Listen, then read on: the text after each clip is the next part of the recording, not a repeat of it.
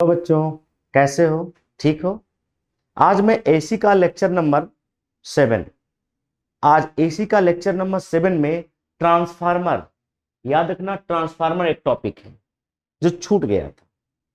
अब वो बड़ा इंपॉर्टेंट टॉपिक है, उससे कई क्वेश्चन मिल जाते हैं आपको ट्रांसफार्मर से। तो आज हमें लेक्चर नंबर 7 में ट्रांसफार्मर पढ़ना है। और ये ट्रांसफार्मर होता क्या है? तो देखो, ट्रांसफार्मर क्या होता है? एक ऐसा डिवाइस होता है जो क्या करता है, एसी वोल्टेज को चेंज कर देता है। एसी वोल्टेज को चेंज करता है, लो वोल्टेज को हाई वोल्टेज में कर देता है और हाई वोल्टेज को लो वोल्टेज में कर देता है। तो मैंने आपको दिखाया, it is a device which is use to change the AC voltage, यानी एसी वोल्टेज को चेंज कर। और ये ट्रांसफार्मर आपको कितने टाइप के होते हैं? 2 टाइप के होते हैं। जो फर्स्ट टाइप ट्रांसफार्मर होता है उसको कहते हैं स्टेप अप ट्रांसफार्मर। और ये क्या करता है, it converts low voltage into high voltage, यानी लो वोल्टेज को हाई वोल्टेज में कन्वर्ट कर देता है। और जो दूसरा टाइप का ट्रांसफार्मर होता है उसको हम कहते हैं स्टेप डाउन ट्रांसफार्मर। और ये क्या करता है, it convert high voltage into low voltage. क्या ये बातें याद रहेगी? यानी ट्रांसफार्मर क्या करता है, लो वोल्टेज को हाई वोल्टेज में कन्वर्ट करता है और हाई वोल्टेज को लो वोल्टेज में कन्वर्ट कर देता है। ये ट्रांसफार्मर की प्रॉपर्टी होती है। और याद रखना, इसके बाद ये ट्रांसफार्मर दिखता कैसे है, बनता कैसे है? यहां देखो, ये ट्रांसफार्मर मैं आपको दिखा रहा हूं।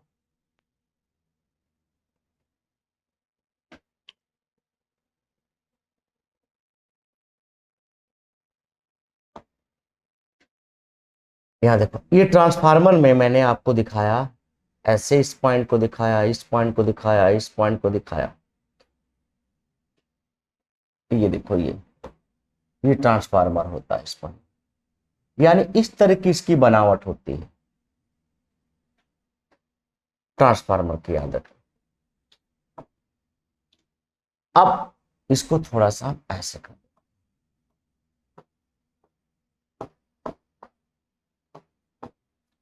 ये क्वाइल इस पे ऐसे क्वाइल होते हैं, याद रखिएगा, ऐसे क्वाइल इस पे होते हैं, क्वाइलिंग की जाती है।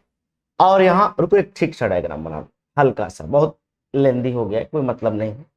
छोटा सा डायग्राम दिखा देता हूं, नहीं तो आपको बड़ा कंफ्यूजन होगा, ये आसानी से देखो। ये डायग्राम दिखाई दिया, और इसमें देखो ये क्वाइलिंग करा दी है ट्रांसफार्मर, ये आसान सा डायग्राम बन गया। और यहां एसी का मैंने इनपुट करा दिया, और ये देखो ये सेकंड में, ये सेकंड क्वाइलिंग है, और इसका मैंने ये आउटपुट दिखा दिया। ये ठीक है, ये आसान डायग्राम है, वो टफ था। यहां मैं दिखा दिया इनपुट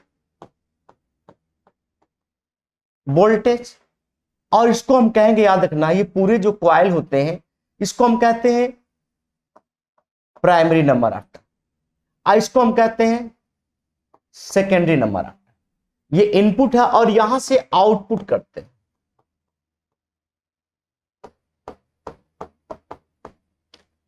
ये इनपुट वोल्टेज होता है, ये आउटपुट वोल्टेज होते हैं। ये देखो, ये जानते हो किसके होते हैं? कॉपर वायर होता है। किसका होता है? ये कॉपर। और याद रखना, ये जो फ्रेम इसके जो दिखाई देते हैं ये आयरन के होते हैं। और इसमें ये क्या होता है, कॉपर वायर की, यहां से इनपुट कराते हैं वोल्टेज को, और यहां से हमारा वोल्टेज आउटपुट हो जाता है। और ये भी याद रखना, जो ट्रांसफार्मर होता है वो किसके प्रिंसिपल पे वर्क करता है? तो हमेशा याद रखना कि म्यूचुअल इंडक्शन पे वर्क करता है। और म्यूचुअल इंडक्शन क्या होता है? ये 2 क्वाइल होते हैं म्यूचुअल इंडक्शन में, एक प्राइमरी क्वाइल होता है, एक सेकेंडरी क्वाइल होता है। तो प्राइमरी क्वाइल से हम इनपुट कराते हैं और सेकेंडरी क्वाइल में क्या हो जाता है? आउटपुट होता है। तो ये जो सेकेंडरी क्वाइल में एसी का आउटपुट होता है और यहां से एसी का हम इनपुट कराते हैं, तो याद रखना आउटपुट कब हमें हाई वोल्टेज में चाहिए और कब आउटपुट हमें लो वोल्टेज में चाहिए। इसी को देख करके ट्रांसफार्मर कितने टाइप के बनाएंगे? 2 टाइप के बनाएंगे। कौन कौन से ट्रांसफार्मर भाई? तो यहां हम दिखा देते हैं, डिफरेंट दिखा देते हैं, step up step down transformer में। यहां देखो,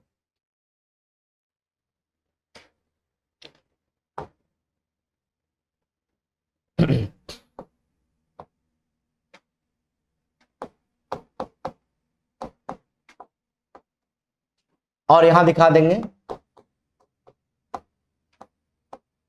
स्टेप डाउन।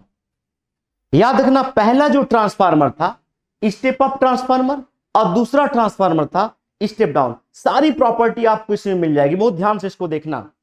मैंने कहा स्टेप अप ट्रांसफार्मर में फर्स्ट पॉइंट में आपको मैं दिखाने जा रहा हूं कि जो इसमें कॉइलिंग होती है, यहां देखो ये कॉइलिंग कैसे होती है। इसको हम कहते हैं प्राइमरी कॉइल, और आगे ये एसी से अटैच होता है, और इसमें सेकेंडरी कॉइल हम लगाते हैं। यहां देखो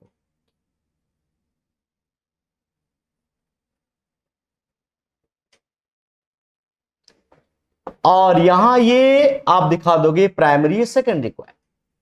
आप दिखाई दिया। स्टेप अप में, स्टेप अप का मतलब होता है लो वोल्टेज को हाई वोल्टेज में कन्वर्ट करना। आप सही माने में देखो तो जो हमने ये प्राइमरी कॉइल दिखाया है, आप इसको बहुत ध्यान से देखना। प्राइमरी कॉइल, क्योंकि यहीं से सारी बातें आपको मिल जाएगी। ये प्राइमरी कॉइल है, तो प्राइमरी कॉइल में आपको क्या दिखाई दे रहा है कि नंबर ऑफ टर्न इसके ज्यादा है कि कम है। तो आप देखो प्राइमरी कॉइल में नंबर ऑफ टर्न कम है, लेकिन ये पूरा का पूरा थिक है ना। और ये थिक वायर लिया है, कॉपर वायर जो होता है थिक वायर लिया जाता है प्राइमरी में। और जो सेकेंडरी कॉइल होता है उसमें नंबर ऑफ टर्न ज्यादा होता है और थिन वायर होता है। ये दोनों बातें समझ में आई। ये थिक वायर होता है, ये थिन वायर होता है दोनों में। और याद रखना पावर का फार्मूला होता है V और I। वोल्टेज और करंट क्या होता है, इनवर्सली होते हैं इसमें। ये भी पॉइंट आपको याद रखना। यानी आप ये देखोगे कि जो प्राइमरी कॉइल होता है उसमें हमेशा वायर के नंबर ऑफ जो टर्न होते हैं वो कम होते हैं, और सेकेंडरी कॉइल में नंबर ऑफ टर्न ज्यादा होते हैं। किसके लिए, स्टेप अप के लिए। तो यहां इससे क्या फायदा होता है, ये देखो E equal to minus N delta phi by delta T. ध्यान से देखना, जिसका नंबर ऑफ टर्न, अब दोनों में नंबर ऑफ टर्न, इसको प्राइमरी दिखा दिए और यही पॉइंट मैंने लिख दिया यहां, इसको सेकेंडरी दिखा दिया, N delta phi by delta T. चलो ये प्राइमरी वाला है, ये सेकेंडरी वाला नंबर ऑफ टर्न। तुम बताओ कि नंबर ऑफ टर्न किसका ज्यादा है, प्राइमरी कॉइल का कि सेकेंडरी कॉइल का। देखो यहां तो आपको दिखाई दिया कि सेकेंडरी कॉइल का नंबर ऑफ टर्न ज्यादा है। और जब सेकेंडरी कॉइल का नंबर ऑफ टर्न ज्यादा है तो आप कह सकते हो कि सेकेंडरी कॉइल का number of turn primary coil के नंबर ऑफ टर्न से ग्रेटर होता है। इसका मतलब इंड्यूस पोटेंशियल भी आप देखोगे तो क्या होगा, सेकेंडरी का प्राइमरी से ज्यादा हो जाएगा। ये बातें समझ में। और वोल्टेज, जब स्टेप अप ट्रांसफार्मर होता है तो लो वोल्टेज को आप हाई वोल्टेज में कन्वर्ट करते हो, तो याद रखना उस समय करंट हाई से लो हो जाता है। यहां देखो इनवर्सली होता है, ये भी याद रखना है। और उसके बाद प्राइमरी कॉइल में नंबर ऑफ टर्न क्या होते हैं, कम होते हैं, लेकिन वो थिक वायर होता है। और जो सेकेंडरी कॉइल होते हैं उसमें नंबर ऑफ टर्न ज्यादा होते हैं, लेकिन थिन वायर होता है। और यही रीजन होता है कि सेकेंडरी कॉइल का number of turn primary coil के नंबर ऑफ टर्न से ग्रेटर हो जाता है। और यही रीजन होता है कि इंड्यूस्ड ईएमएफ भी सेकेंडरी कॉइल का ग्रेटर हो जाता है। अब आते हैं यही पॉइंट लेकर के किसमें, स्टेप डाउन में। इसमें देखो जो प्राइमरी कॉइल होता है उसके नंबर ऑफ टर्न ज्यादा होते हैं, क्योंकि लो वोल्टेज को क्या करना होता है, ये हाई वोल्टेज को लो वोल्टेज में कन्वर्ट करने का काम करता है।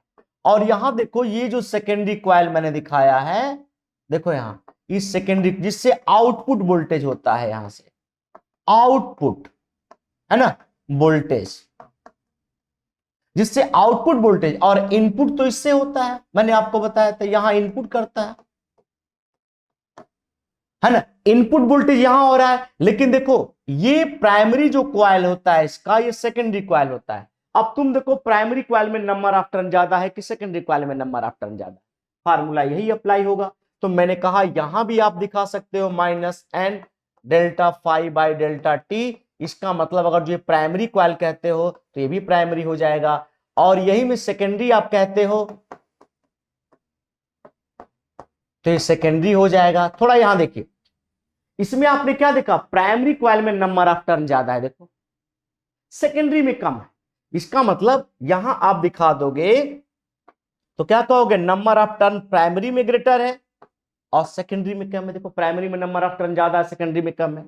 तो इंड्यूस पोटेंशियल किसका ज्यादा है, बोलो, प्राइमरी का ज्यादा है। इंड्यूस पोटेंशियल किसका ज्यादा है, प्राइमरी का ज्यादा होगा। यहां देखो पहला मैंने दिखा नंबर ऑफ टर्न किसका ज्यादा, प्राइमरी का, किससे, सेकेंडरी से।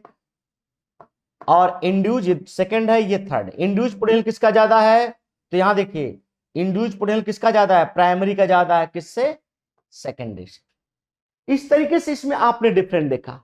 अब इसको थोड़ा सा और आगे बढ़ाते हैं डिफरेंट में। यहां देखिए उसी को आगे लेके चलते हैं 4 नंबर। याद रखना वोल्टेज में देखा जाए इंड्यूस पोटेंशियल तो आपको मालूम हो गया, इसमें सेकेंडरी में ज्यादा है और इसमें प्राइमरी में ज्यादा है। और इसमें किसमें ज्यादा था, बोलो, इसमें मैंने दिखा दिया आपको इंड्यूस पोटेंशियल किसमें ज्यादा था, बोलो, प्राइमरी में ज्यादा था, किससे, सेकेंडरी से। लेकिन वोल्टेज की बात मैं करूंगा, वोल्टेज वोल्टेज किसमें ज्यादा, देखो इसमें सेकेंडरी में ज्यादा है, प्राइमरी से। पावर किसमें ज्यादा है, इसमें देखो पावर सेकेंडरी में ज्यादा है, किससे, प्राइमरी से। और करंट किसमें ज्यादा है बेटा, करंट, तो मैंने कहा प्राइमरी का ज्यादा है सेकेंडरी से। किसमें, बोलो, तो मैंने कहा था स्टेप अप में। और ये कौन सा है, स्टेप डाउन। स्टेप डाउन तो स्टेप अप में आपने क्या देखा, करंट प्राइमरी का ज्यादा होता है, पावर सेकेंडरी का ज्यादा होता है, वोल्टेज किसका, सेकेंडरी का ज्यादा होता है। और यही इसमें देखा जाए किसमें, स्टेप डाउन में, तो वोल्टेज किसका ज्यादा होता है, बोलो, प्राइमरी का, किससे, सेकेंडरी का। पावर किसका ज्यादा होता है, तो प्राइमरी का ज्यादा होता है, किससे, बोलो, सेकेंडरी से। और करंट किसका ज्यादा होता है, इसमें बता सकते हो करंट किसका ज्यादा होता है, तो मैंने कहा करंट हमेशा ज्यादा होता है, किसका, सेकेंडरी का ज्यादा होता है, किससे, प्राइमरी से। यानी इसका जस्ट अपोजिट। इस तरीके से आपने कितने डिफरेंट देखे, आपको मैंने बताया डिफरेंट में। याद रखिए पहला पॉइंट हमने बताया आपको, याद रखिए कि step up transformer, step down transformer में देखो। स्टेप अप ट्रांसफार्मर में मैंने आपको बताया कि जो इंड्यूस पोटेंशियल होता है वो सेकेंडरी का क्या होता है, प्राइमरी से ज्यादा, स्टेप अप में। फिर मैंने आपको बताया सेकेंड पॉइंट में कि देखा जाए वोल्टेज किसका ज्यादा होता है, सेकेंडरी का ज्यादा होता है, किससे, प्राइमरी से। यही पॉइंट याद रखिएगा आप। फिर थर्ड में बताया पावर किसका ज्यादा होता है, सेकेंडरी का, किससे, प्राइमरी से। फिर मैंने कहा करंट किसका ज्यादा होता है, तो याद रखना प्राइमरी का ज्यादा होता है सेकेंडरी से। रीजन मैंने बताया था कि वोल्टेज करंट का इनवर्सली होता है, P equal to B by फार्मूले से। ये मैंने आपको बताया था किसके लिए, बोलो, स्टेप अप के लिए। अब स्टेप डाउन के लिए बात करता हूं, वही पॉइंट, सिर्फ इतना याद रखो, पीछे वाले पॉइंट्स को भी भूल गए तो कोई दिक्कत नहीं है। यहां मैंने कहा फर्स्ट में कौन ज्यादा होगा, प्राइमरी ज्यादा होगा, किससे भाई, सेकेंडरी से। फिर सेकंड में कहा वोल्टेज प्राइमरी का ज्यादा होगा, किससे, सेकेंडरी से। फिर थर्ड में कहा पावर प्राइमरी का ज्यादा होगा, किससे, सेकेंडरी से। फिर मैंने कहा करंट की बात करता हूं, सेकेंडरी का ज्यादा होगा, किससे, प्राइमरी से। क्या ये बातें याद नहीं रहेगी कि स्टेप अप ट्रांसफार्मर क्या होता है, तो मैंने कहा step up transformer voltage, low voltage को हाई वोल्टेज में, हाई वोल्टेज को लो वोल्टेज में कन्वर्ट करने वाला एक डिवाइस होता है। और ये हमेशा एसी वोल्टेज को कन्वर्ट करता है, म्यूचुअल इंडक्टेंस के प्रिंसिपल पे ये वर्क करता है। और ये 2 टाइप का होता है, स्टेप अप, स्टेप डाउन होता है। स्टेप अप क्या करता है, लो वोल्टेज को हाई वोल्टेज में कन्वर्ट करता है। स्टेप डाउन क्या होता है, हाई वोल्टेज को लो वोल्टेज में कन्वर्ट करता है। ठीक है, लेकिन देखा जाए इसमें नेक्स्ट पॉइंट में ध्यान सुनिएगा कि जो प्राइमरी क्वाइल और सेकेंडरी क्वाइल होता है, मैंने आपको दिखाया था, जो प्राइमरी क्वाइल और सेकेंडरी क्वाइल होता है, देखो यहां प्राइमरी क्वाइल सेकेंडरी क्वाइल की मैं बात करता हूं। ये आउटपुट हमने दिखाया एसी का और ये इनपुट दिखाया हमने एसी का। यहां से ध्यान सुनिएगा, ये इनपुट होता है और ये क्या होता है, बोलो, आउटपुट होता है। ये आउटपुट वोल्टेज ये करता है, ये इनपुट वोल्टेज लेता है। तो इसमें देखा जाता है कि ये प्राइमरी और सेकेंडरी क्वाइल होता है। याद रखना इनपुट पावर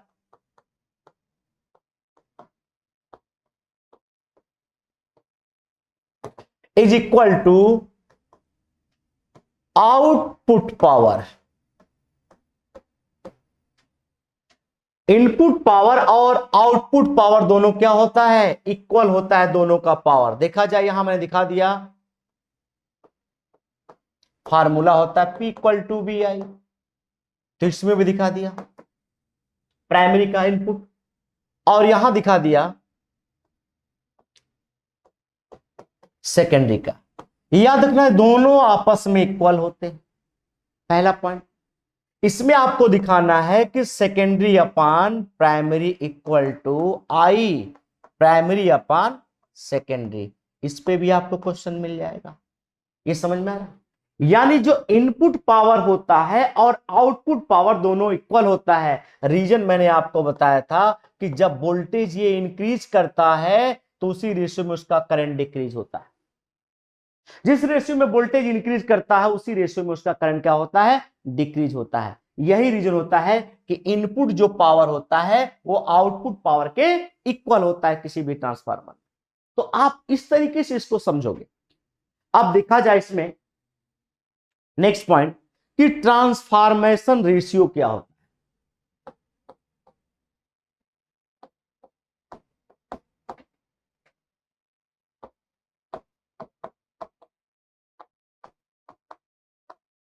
ट्रांसफॉर्मेशन रेशियो ये क्या होता है, स्मॉल आर से डिनोट करते हैं। याद रखना ये कई तरीके से निकाल सकते हो। सेकेंडरी कॉइल में नंबर ऑफ टर्न और प्राइमरी कॉइल के नंबर ऑफ टर्न का रेशियो होता है, या आप निकाल सकते हो, याद रखना सेकेंडरी कॉइल का जो वोल्टेज होता है वो प्राइमरी कॉइल के वोल्टेज का रेशियो से निकाल सकते हैं। ये ट्रांसफॉर्मेशन रेशियो का फार्मूला होता है। और याद रखना कि जो ट्रांसफॉर्मेशन रेशियो होता है वो हमेशा, याद रखना वो हमेशा सेकेंडरी अपॉन प्राइमरी बनाता है। तो अगर जो मैं आपसे क्वेश्चन पूछ दूं कि स्टेप अप ट्रांसफार्मर के लिए देखा जाए ट्रांसफॉर्मेशन रेशियो क्या होगा स्टेप अप ट्रांसफार्मर के लिए, तो आप क्या बता दोगे। यहां देखो, यहां आप बताओगे क्या, यहां देखो यहां बता दोगे कि ट्रांसफॉर्मेशन रेशियो की वैल्यू क्या होगी। तो देखो सेकेंडरी कॉइल में नंबर ऑफ टर्न क्या होता है, ज्यादा होता है, और प्राइमरी कॉइल का नंबर ऑफ टर्न कम होता है। किसमें, स्टेप अप में। देखो मैं स्टेप अप वाले में डायग्राम जो बताया था, ये प्राइमरी कॉइल है और ये दिखाया था आपको सेकेंडरी कॉइल। तो प्राइमरी कॉइल और सेकेंडरी कॉइल में नंबर ऑफ टर्न किसमें ज्यादा है, सेकेंडरी कॉइल में नंबर ऑफ टर्न ज्यादा है। तो अगर जो आप ये फार्मूला यूज करते हो N S upon N P, तो इसका मतलब हमेशा एन एस की वैल्यू देखो ग्रेटर मिलेगी आपको। तो ट्रांसफॉर्मेशन रेशियो की वैल्यू ऑलवेज ग्रेटर देन 1 होगा। किसके लिए, स्टेप अप ट्रांसफार्मर के लिए। याद रखना स्टेप अप ट्रांसफार्मर के लिए क्या होगा, transformation ratio always greater than 1। यानी देखो ये पॉइंट्स दिखाओगे, लेकिन यही सेकंड पॉइंट में आ जाएगा आपका क्या, step down. Step down transformer के लिए क्या करोगे, तो मैंने बताया था इसमें जो प्राइमरी कॉइल के जो नंबर ऑफ टर्न होते हैं वो ज्यादा होते हैं और सेकेंडरी कॉइल के नंबर ऑफ टर्न कम होते हैं। ये प्राइमरी कॉइल है, सेकेंडरी कॉइल। तो इसमें देखा जाए कि एन की वैल्यू अगर जो ट्रांसफॉर्मेशन रेशियो निकालते हो तो फार्मूला क्या है, सेकेंडरी अपॉन प्राइमरी है। यहां ध्यान से देखो, तो हमेशा ये सेकेंडरी की वैल्यू कम होगी, और यही रीजन है कि इसमें आर की वैल्यू हमेशा लेस देन 1 आएगा। ये बातें समझ में आ रही है, लर्न नहीं करना है, समझना है कि जो ट्रांसफार्मर होता है, ट्रांसफार्मर में ट्रांसफॉर्मेशन रेशियो आपको बताना होगा कि हमेशा स्टेप अप के लिए ग्रेटर देन 1 होती है। ऐसा क्यों, कि उस सेकेंडरी कॉइल में नंबर ऑफ टर्न ज्यादा होता है, और स्टेप डाउन के लिए हमेशा लेस देन 1 होता है, क्योंकि इसमें प्राइमरी कॉइल में नंबर ऑफ टर्न ज्यादा होता है, सेकेंडरी कॉइल में कम होता है। उसके बाद अगर जो आपसे पूछ दिया जाए कि ट्रांसफॉर्मेशन जो रेशियो होता है तो उसका यूनिट क्या होता है, डायमेंशन क्या होता है, तो आप बताओगे कि transformation ratio unit and dimension less quantity. क्या बताओगे? Transformation ratio is unit and dimension less quantity. आप ये दिखा दोगे, ना ही इसका यूनिट होता है और ना ही इसका कोई डायमेंशन होता है, ये दोनों के दोनों यूनिट और डायमेंशन लेस क्वांटिटी होते हैं। इस तरीके से आप ये बता सकते हो कि ट्रांसफॉर्मेशन रेशियो क्या होता है। अब आपको जानना है इफिशिएंसी कैसे निकालेंगे ट्रांसफार्मर। अब आप दिखाओगे कि इफिशिएंसी ट्रांसफार्मर की हम कैसे निकालें।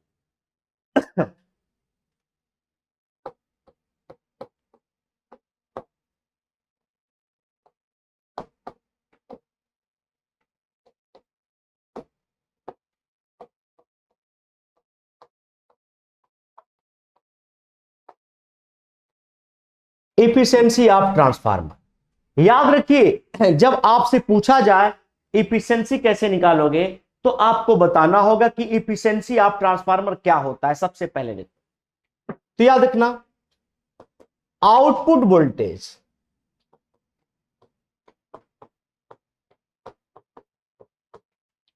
और यहां इनपुट वोल्टेज, इसी के रेशियो कहते हैं। ये आउटपुट वोल्टेज और ये क्या होता है? Input voltage. ये दोनों के रेशियो को हम क्या बोलते हैं? बोलो, एफिशिएंसी ऑफ ट्रांसफार्मर बोलते हैं।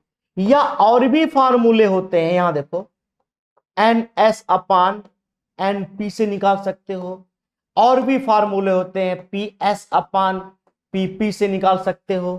अगर जो परसेंटेज में निकालना है तो इंटू 100 कर सकते हो, या आपको मैंने भी फार्मूला ये लिखा VS अपान में VP निकाल सकते हो इंटू 100। तो ट्रांसफार्मर की इफिशिएंसी निकालना होगा तो हमेशा आउटपुट अपान इनपुट को याद रखना कि आउटपुट वोल्टेज और इनपुट वोल्टेज के रेशियो को हम क्या बोलते हैं? बोलो बोलो, इफिशिएंसी ऑफ ट्रांसफार्मर। याद रखना जो ट्रांसफार्मर की, जो आप देखोगे नॉर्मल ट्रांसफार्मर होता है, तो जो नॉर्मल ट्रांसफार्मर होता है उसकी इफिशिएंसी 70% होती है। जो मॉडर्न ट्रांसफार्मर होता है उसकी इफिशिएंसी बनाई गई है आपको 85%, और जो आइडियल ट्रांसफार्मर होता है उसकी इफिशिएंसी सपोज की जाती है 100%। मैंने आपको बताया था कि ट्रांसफार्मर में देखा जाए तो जो भी ट्रांसफार्मर बनाया जाता है उस ट्रांसफार्मर में जो उसकी कोर होती है वो आयरन की क्यों होती है? तो मैंने आपको बताया था आयरन की कोर इसलिए लेते हैं, इसमें याद रखिएगा कि आयरन का जो रेजिस्टेंस बहुत ज्यादा हो, तो उसमें आने वाले जो एडी करंट होता है, जो एडी करंट होता है वो बहुत ही कम आता है, इसलिए ट्रांसफार्मर अपना वर्क काफी देर तक कर सकता है। और ये जो वायर होता है वो कॉपर वायर होता है, याद रखिएगा ट्रांसफार्मर में। तो ट्रांसफार्मर में एडी करंट से बचने के लिए उसकी जो कोर बनाई जाती है वो आयरन के लिए जाती है, क्योंकि आयरन का रेजिस्टेंस ज्यादा होता है और उसमें आने वाला करंट कम होता है। तो इस तरीके से मैंने आपको बताया ट्रांसफार्मर क्या होता है, ट्रांसफार्मर किसके प्रिंसिपल पे वर्क करता है। तो मैंने आपको बताया कि जो ट्रांसफार्मर होता है वो हमेशा म्यूचुअल इंडक्शन के प्रिंसिपल पे वर्क करता है। याद रखिएगा ट्रांसफार्मर लो वोल्टेज को हाई वोल्टेज में कन्वर्ट करता है और हाई वोल्टेज को लो वोल्टेज में कन्वर्ट कर सकता है। ट्रांसफार्मर 2 टाइप का होता है, step up transformer, step down transformer होता है। और ट्रांसफार्मर में स्टेप अप स्टेप डाउन में जो डिफरेंट बताया हूं बड़ा इंपॉर्टेंट है, उसको याद रखिएगा। इफिशिएंसी क्या होती है, ट्रांसफॉर्मेशन रेशियो क्या होता है, ट्रांसफॉर्मेशन जो रेशियो होता है वो यूनिट और डायमेंशन लेस होता है। और याद रखिएगा हमेशा स्टेप अप ट्रांसफार्मर की वैल्यू ग्रेटर देन 1 होती है और स्टेप डाउन ट्रांसफार्मर की वैल्यू ऑलवेज लेस देन 1 होती है। तो इस तरीके से हमारा ये टॉपिक कंप्लीट हुआ, एसी टॉपिक हमने कंप्लीट किया। अब इसके बाद मैं आपको स्टार्ट करूंगा एक बहुत ही अच्छा टॉपिक और बहुत ही इंपॉर्टेंट टॉपिक जिसको कहते हैं ऑप्टिक्स। तो नेक्स्ट लेक्चर में आपको मैं ऑप्टिक्स पढ़ाऊंगा, और ऑप्टिक्स जो है पहले रे और वेव में आपको रे ऑप्टिक्स में बताऊंगा। और आज का लेक्चर मैं ही करता हूं क्लोज। Thank you.